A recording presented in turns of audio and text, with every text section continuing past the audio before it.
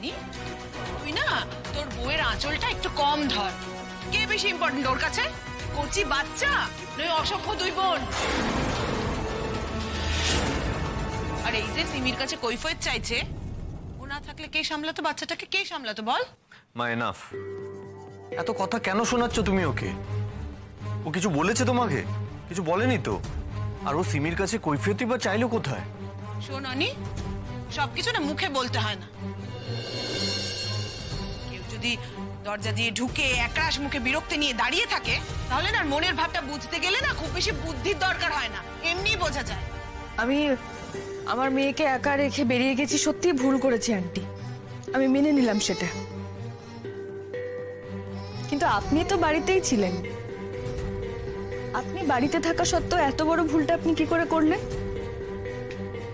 আপনি জানতেন না ডাক্তাররা আমাদের প্রত্যেককে বারবার করে বলেছেন ও প্রিম্যাচিওর বেবি, ওর ইমিউনিটি অনেক কম, আর এখনো পর্যন্ত যথেষ্ট দুর্বল, যে কারণে যে কোনো ইনফেকশন বা ছোটখাটো রোগ হওয়ার সম্ভাবনা ওর ক্ষেত্রে অনেকটা বেশি।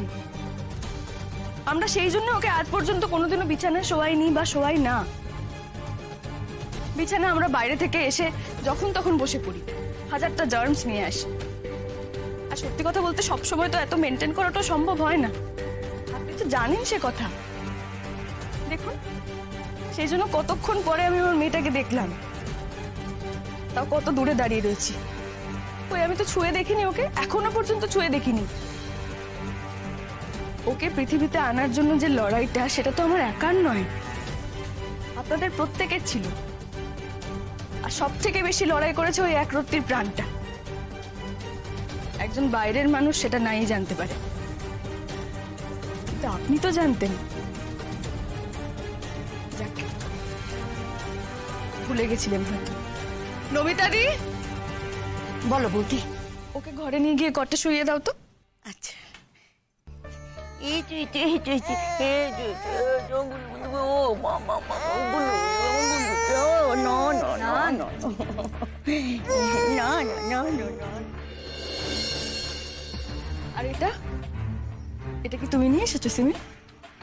হ্যাঁ, ওই রাস্তা দিয়ে যাওয়ার সময় দোকানে চোখে পড়লো, তখন বিলির কথা মনে হওয়াতে লোভের বশে কিনে ফেলেছি। আমি এতক্ষণ ধরে যে কথাগুলো বললাম, সেই কারণেই কিন্তু ওকে বেশি খেলনাপাতি আমরা দিই না সিমি। দেখো, আমি জানি এটা তোমার জানার কথা নয়, কিন্তু কি বলতো, বাইরে থেকে হাজারটা জিনিস নিয়ে এলে তো প্রচন্ড বেশি জার্মস থাকে। সবসময় বাড়িতে এনে সেটা পরিষ্কার করা সম্ভব হয় না, অসুবিধে। তাছাড়া আরো একটা বিষয়,